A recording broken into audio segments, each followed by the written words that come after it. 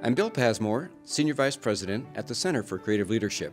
CCL's mission is to advance the understanding, practice, and development of leadership for the benefit of society worldwide.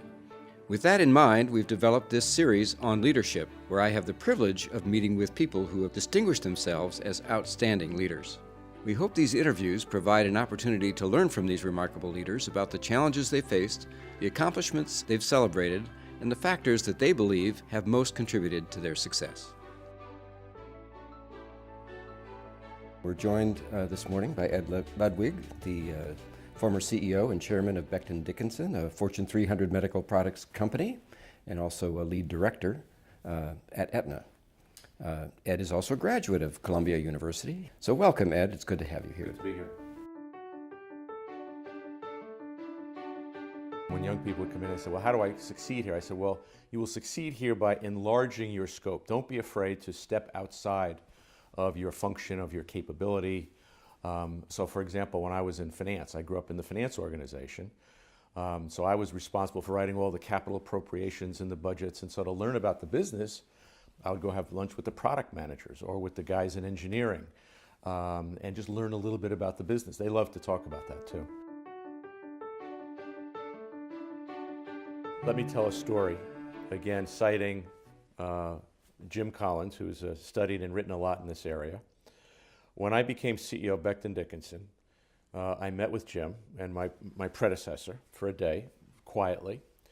And the first thing he said to us, and he said to me, he said, Ed, when you are now picking your team, some of them are there already. In fact, most of them are already there, so you're inheriting a team. Right. He says, you need to assess the team on 2 levels on a scale of 1 to 10, and you need to have 10 10s in every job. Mm-hmm.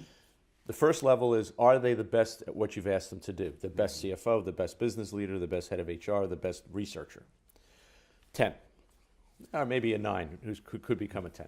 The second thing is their purpose and drive for the organization versus themselves. So they have to be 100% for the purpose of the company, for the mission, for the strategy, and not so much for themselves. So Mark Bertolini, the CEO of Aetna, went and met with Tim Cook at Apple, and about a month ago, Apple and Aetna announced a partnership to put medical information on the iPhone. And so Mark's vision of the future of medicine is highly personalized, self-directed, which means you're going to have to need a lot more information.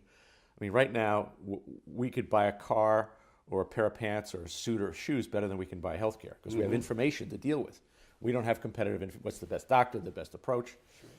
And so we delegate that many times to third parties, even the payment system. So if you think about healthcare, which is where I live, the convergence of all of these forces, and then throw in globalization for good measure, means that you need super sensitive leaders, super sensitive to change, highly adaptive. And when we're looking for CEO succession in these companies, we're really screening a lot for this active learning, active empathy, realizing you're part of a bigger community, realizing you may not have the solutions. You may need to go partner with Apple or with a medical technology company if you're an Aetna to get the solution to the customer.